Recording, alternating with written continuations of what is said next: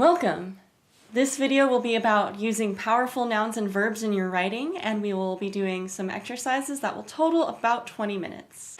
You will need a pencil or pen and something to write on. And maybe a timer if you like to have that. I realized that I should have mentioned this subject way at the beginning, and now is the time. Strong nouns and verbs give your listeners something to hold on to. They're going to plant an image more powerfully than adjectives alone. Most importantly, something to think about when you're writing a song is that you don't have that many words to spare. If you're using strong nouns and verbs and not worrying so much about adjectives, you can create metaphors without having to say a full metaphoric sentence. They're going to make your writing more economical and compact and pack more of a punch. For example, consider the sentence, "The pot of rice boiled over like an erupting volcano." Yes, there's a simile in there. It's a metaphoric sentence. Our verb is boiled, and there is pot of rice and an erupting volcano. So those are the three basic things in the sentence. What we're going to try and do today is make it even more colorful by adding nouns. After thinking more critically about nouns and verbs and how to make something more exciting, I came up with a lava river of rice water bubbled over the pot. Then verbs didn't change that much, and there's still a pot, but the part that did change a lot was the metaphor itself, like an erupting volcano.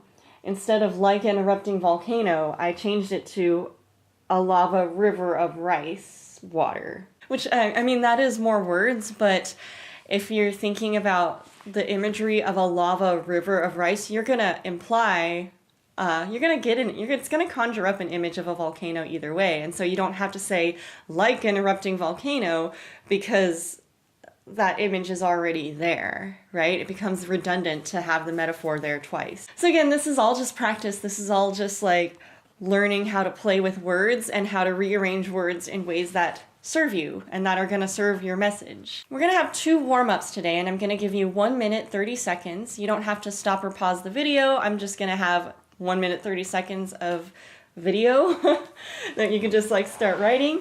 I'm gonna give you 1 minute 30 seconds to find replacement words for 2 different ideas, 1 noun and 1 verb. I'll show on the screen what I came up with slowly over time. It doesn't matter if you came up with the same things I came up with. So your first prompt is going to be a lot of. What are some other things that can mean a lot of something? If you think about it, the word lot is a noun. It has synonyms that are just like any other noun. So consider what else can be grouped with the word lot. And ready, go.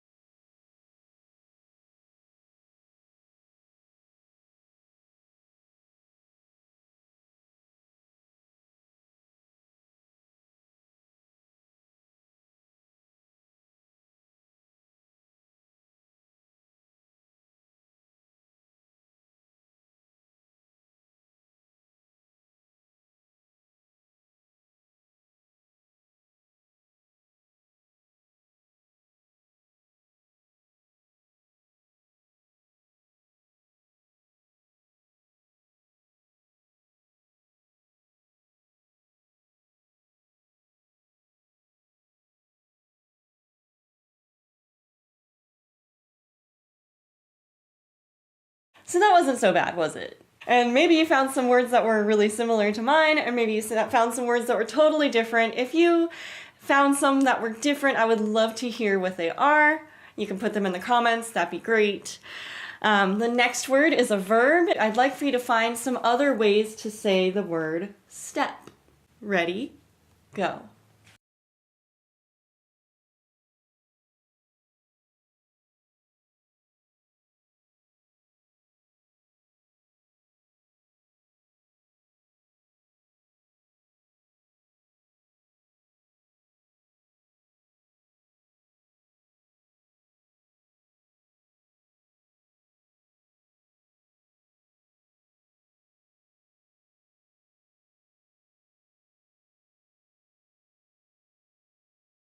Now we're going to start a prompt. We're going to take just 5 minutes. I want you to take a breath and think about some kind of nice memory in your life. It doesn't really matter what exactly kind of memory it was, but I want you to think about the details of that memory and just write about the sequence of events that happened.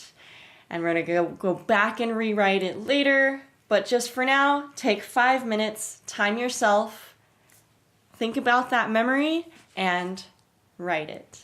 Here's what I came up with in my first write of this draft. Brian and I drove to the beach on a random overcast weekday. I had on my purple flannel and he his lavender polo shirt. We parked by the railroad tracks and the pavement was covered in sand. It was the smallest train station I had ever seen, essentially just a bench. We climbed over the dunes to see the water. It was kind of gross, foam, dark, murky. But there we walked amidst the rocks, sand and waves, not a human in sight. So really, that was pretty good. It was a description of what happened.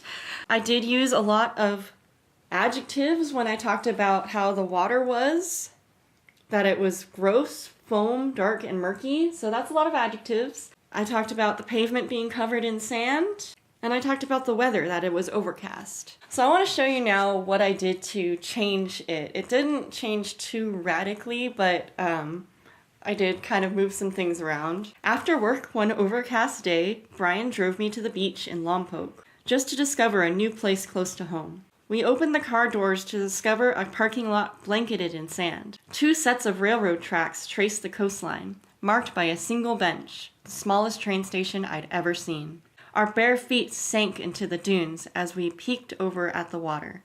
Clumps of dingy foam skating atop the murky waves. Brian and I continued our sandy trek, sinking with every step. Not a human in sight. So there were a lot of things that I kept. I kept the last line, not a human in sight. I changed all the adjectives that described the waves, and I put some more emphasis on foam, that it was clumps of dingy foam skating atop the murky waves. So I kept a lot of the adjectives, but I applied them to more things. So you don't have to get rid of every adjective to make it more powerful even. So I'd love to hear what you came up with, including what you just did. It should take about 20 minutes total, maybe even less. And I would love to hear what you changed. And if you have any questions, just let me know. And until next time, stay mindful, stay musical, and stay out of trouble.